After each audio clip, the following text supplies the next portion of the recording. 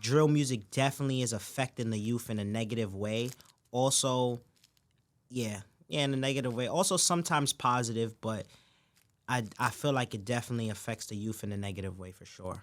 Right. Yeah, definitely. I mean, it's just but that's kind of the problem too, is that it's just a lot of the drill rappers, they just make the shit sound cool. They make it sound fucking amazing. And that just is so tantalizing to people, you know? Yeah, like I've made a song that like was about like the police and things like that, and people hated it. Right. Like I made a song like talking about like I can't wear what I want because I'm black, and people hated it. Like they were like, "Yo, why you putting some shit like this out?" Like Right. I kind of was like, "Damn, I thought this would like help me a little bit." Like I tried to be on some little baby shit. I did this bigger than black and white song. I felt like I was trying to do that, but it didn't go as well. It's funny though, because even people who do put politics or like try to put a motivational message in their music, a lot of times it'll be like a couple bars out of the whole song. Yeah. And they get credit from fans and shit as if they just put out the most political anthem. Yeah. And it's only a tiny, like that little baby song you're talking about. It's not like the whole song is just like nonstop talking about how bad I feel the like cops it's the are. video shoot. Yeah, you're right. The video played into you it a feel bunch me? too. I Yeah. feel like that, but it's like, damn, like I'm trying to put a positive message out, and y'all don't want it. Yeah. So it's like, what do I do? Like, I just keep yelling, I kill people, Yeah. or I try to focus up and try to better myself in the youth. But it's like, damn, my rap career might take a toll. Yeah. So it's like, that's why some people have to keep living up to this persona and try to put out these songs when they know they're not even doing anything in the streets. Yeah, it reminds me of the fact that I think it was Future on 56 Nights. He had the song March Madness, which had the line, all these cops shooting N-words, tragic. And he chose, I believe this is a story, he chose not to put that on 56 Nights because he felt like that made it too political.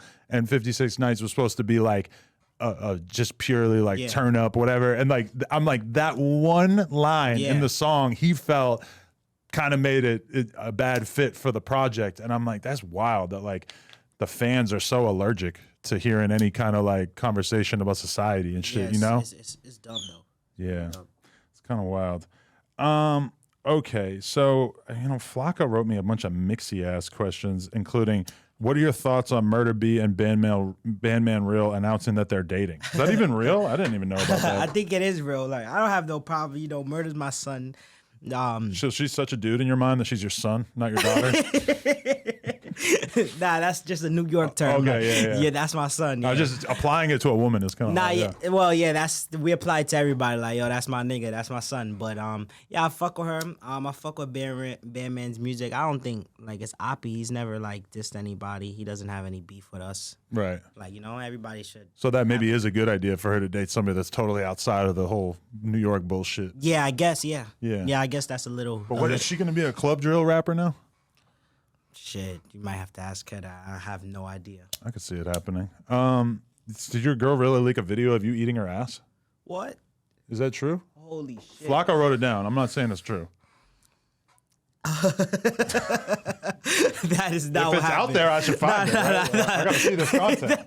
That is not what happened. What happened? But like, it's an old relationship. Like, it's like an ex. Oh, Like, okay. yeah, it wasn't even. It's not even nothing new.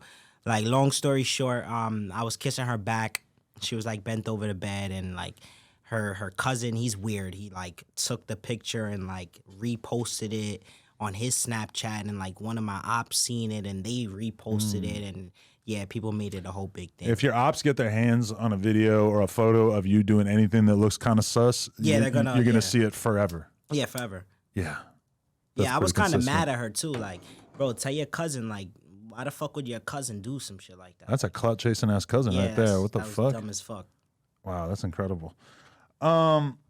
Yeah, I don't know. I'm not gonna do all these Flocka questions. Some of the shit, it's kind of like a list of everybody you don't get along with. And I don't know if we need to really dive into that. But you and Sha EK used to be cool, right? Yeah, facts. That was my boy. But how did that fall apart so quickly? They chose the side of people they're not even cool with anymore, and things like fell apart with us. But Oh, that's an awkward situation when you have beef with somebody because of somebody that you were cool with, and then then they get cool, because that's what happened with Drake and Meek Mill. They got cool, And then DJ Drama at a certain point is like, well, why the fuck do I have beef with Drake now over Meek Mill when Drama's not even really getting along with Meek Mill like that? And meanwhile, Meek Mill and Drake are doing records together and shit. Yep.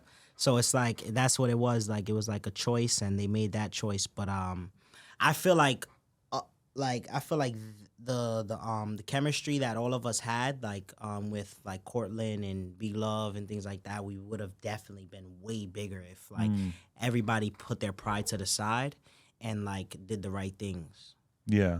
It's crazy. I was thinking before when you were talking about just moving out to Texas and everything. It's like when you look at Chicago, everybody either like made it and moved to LA or whatever to like really get their career going, or Atlanta or whatever, or they just straight up left because at a certain point it's like, well, I'd rather live in Vegas or Arizona or wherever than, you know, be posted up somewhere where I have this much beef and it's dangerous. And you see that with FBG Duck didn't leave. Yeah. And they killed him. Like, you know, like he's one of the people who held out the longest when you consider that he had a real name from like 2011, 2012 on, and he stuck it out, and eventually they got him. You know, it's like it's such an obvious decision. Yeah, it's like I don't know. I feel like everybody should leave at one point in time. You get the right amount of money, and you feel like you could maintain whatever the rent is, mortgage, you know, whatever you got to do. I feel like you should do it. Yeah, I support it for sure. So, okay, what do you have coming up? Anything we need to know about that you got in the works? I planning on dropping an EP, hopefully August 1st. That'll be like my second EP I'm dropping. You know, I did one with the label, and then this will be my first independent EP. Okay. That's really it. Like, more streams to come. I'm dropping a video with Flight Reacts. This interview will probably be out after. Okay. How'd you end up setting that game up anyway? Honestly, I just hit him up. Like, I used to watch him when I was younger, so like it was like, oh, let's see if he answers me. And I hit him up. He's a pretty cool dude. He answered. He was down for it. That's dope. Yeah, he linked up. Went to the gym. How often do you stream? Honestly, I took a big break. So, like, honestly, because, like, I didn't have the right things. Like, I needed sub badges, emotes, things like that. So, like, I just started back up, like, last 2 days. I've been streaming, like, kind of a little heavier. Because, like, I play GTA RP a lot. And that's what I like playing when I stream. Right. So, like, if I'm not in the GTA RP, I probably won't stream. Right. So. And so you always are in the same world or whatever in that, or do you District go 10. Okay, so you don't go to like all the different. Nah, I really haven't really tapped in with any other like servers or anything like that. Only really D10. That's like the most like New York based. I feel like the most like, you feel me. And so are they limited? Like, is there only a certain number of people that could be in each different thing? Yeah, they are facts. It is a great source of income.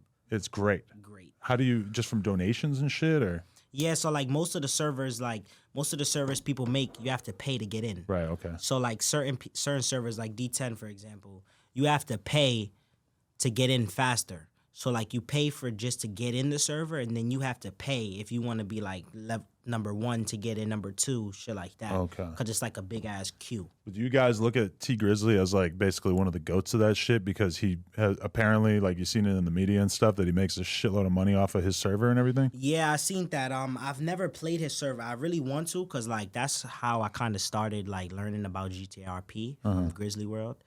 But yeah, I ain't gonna lie, that's something I would consider doing, making a server. If you can make a lit one and like really be the one who's like in charge of that shit, it makes sense. Yeah, it's kind of crazy. I've seen a few people trying to make it happen on there, and I'm sort of wondering about it. But yeah, I know myself personally, I don't have any energy left to be fucking streaming a couple more hours out the week. I'm just I got too much shit going on. Nah, yeah, it's a lot. All right, so you see it. We just hit 500K.